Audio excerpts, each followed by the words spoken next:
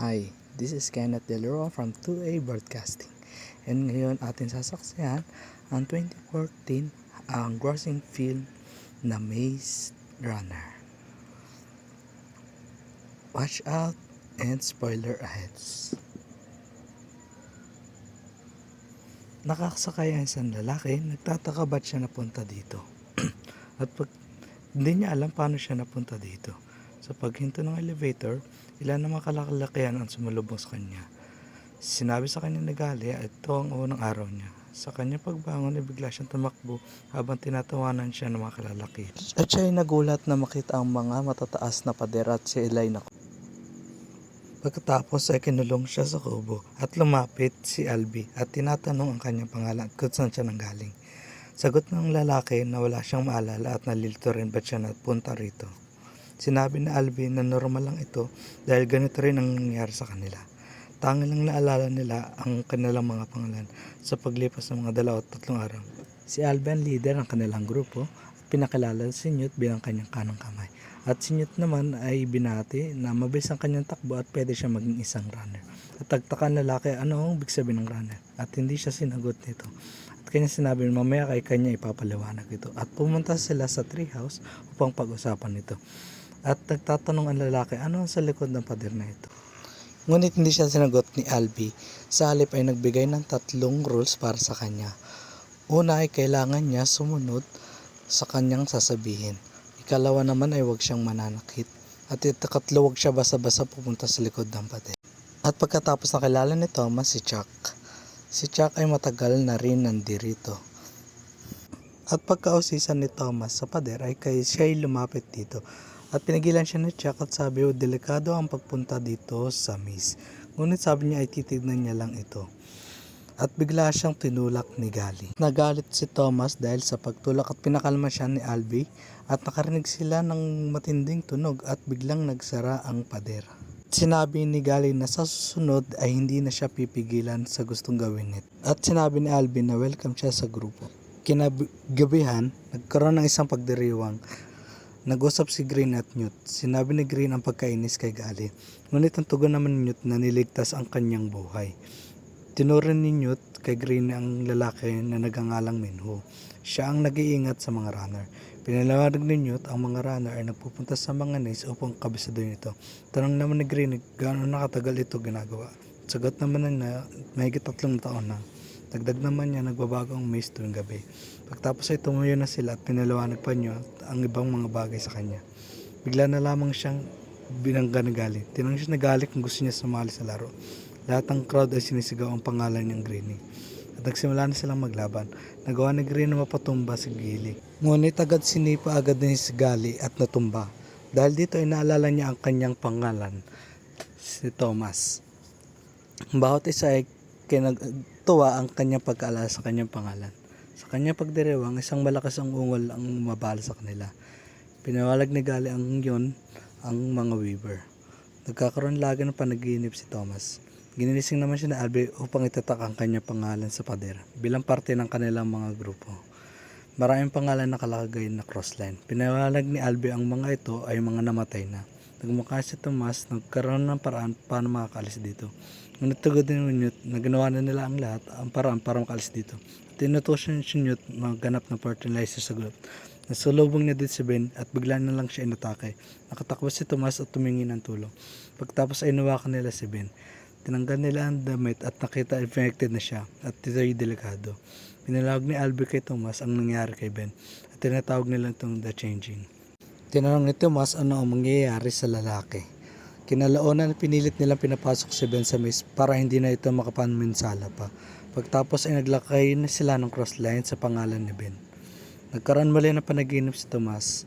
Isang babae ang nagsasabi sa kanya na change is coming. At nakita ni Thomas si Albi at si Minho na pumasok sa nagbubukas na pader. At tinanong naman ni Thomas bakit sila pumasok sa pader nito. At sabi naman ni Newt na alam na ni Albi ang kanyang ginagawa. Kalaunan na hinihintay nila si Albi at Minho na lumabas. Sa pagsarado nito, makikita si Minho at si Albi ay hinang-hinana. Sinabi ni Albi ay nalason ng Grimber. Biglang tumakbo si Thomas bago pa magsara ang maze. Sinabi ni Minho na dapat na nilang iwan si Albi dahil paparating na mamaya ang River. Ngunit ginit ni Tomas na hindi dapat nila iwan si Albi, kaya naman tinali ito sa pader gamit ang bagi. Habang tinatali ito, tumakbo si Minho nang maramdam niya ang malapit na ang River sa kanila. Samantalang si Tomas naman ay nagtamo sa gilid, hawak-hawak ang bagi. Mabuti na lamang hindi siya napansin ng River.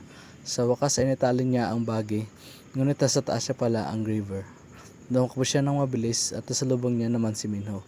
Tumakbo silang dalawa upang makatakas sa River. Ngunit si Tomas ay nintay ang River na habulin siya. Nagkahantay si Chuck habang bumubukas ang pader.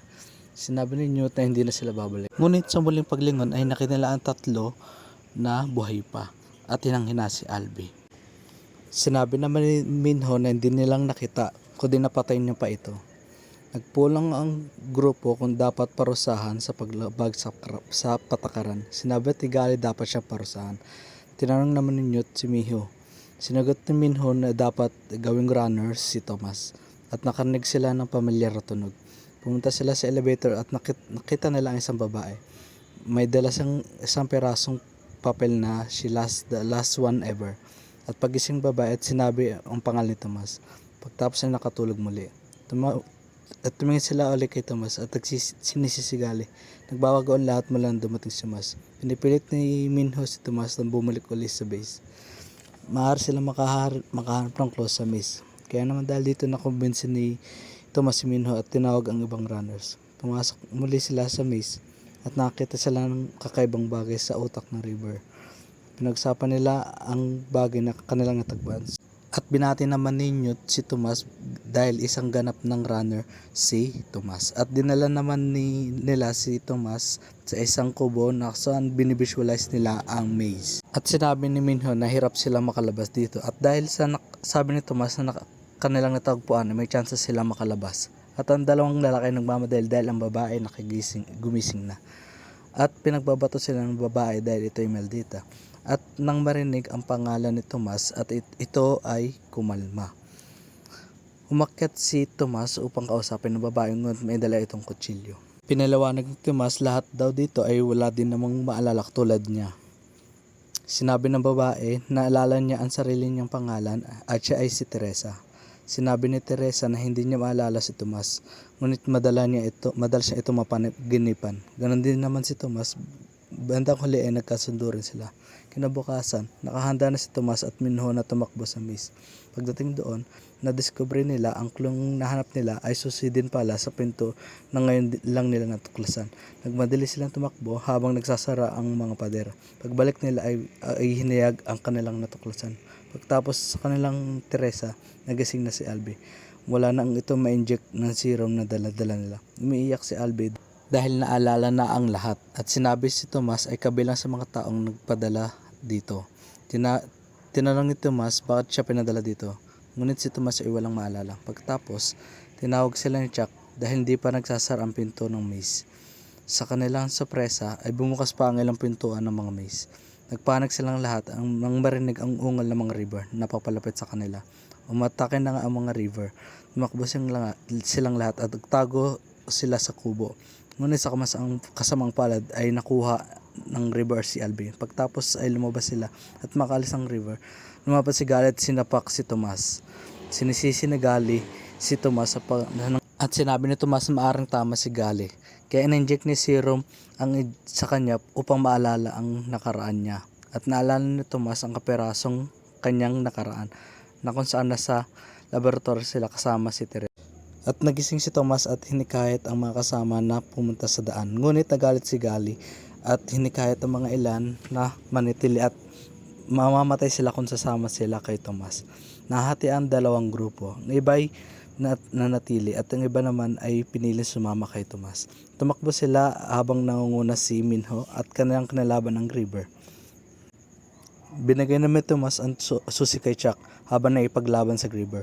Ngunit aksidenteng nabitaw ni Chuck at kukunin niya ito, isa pang River ang lumitaw. Buti na lang dumating si Teresa upang hilahin siya. Bumukas ang pinto, ngunit may isa pang pinto na nangangailangan ng password. Tinanong ni Minho ang sequence zone. Ngunit si Minho ay muntik na mahuli ng River. Walang takot inatake ni Jeff upang iligtas si Minho. Ngunit sa kasamang palad, siya ay nahuli ng River. Sa wakas ay tagumpay nakapunta sila sa pinto at nagpunta sa laboratorio. Nandun ni Tomas isang pinto. Nakita niya si Dr. Eva na pinapaliwanag ito ang kasalukuyang nangyayari sa mundo, na kung saan ang araw ay sinusunog ang mundo at tinatawag nitong flare. Naglighan ito ng pagkawasak at nagkaroon ng isang virus.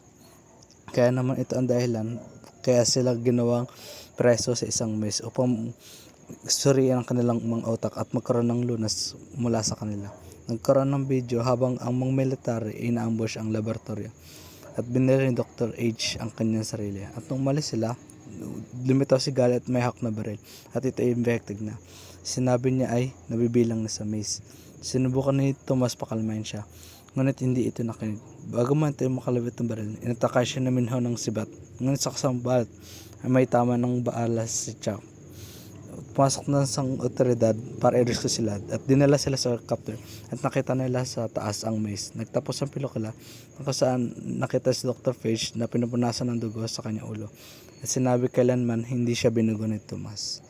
Lumalabas pala na pinake pala ang pagkakamatay ni Dr. H upang pananiwala ng grupo ni Tomas.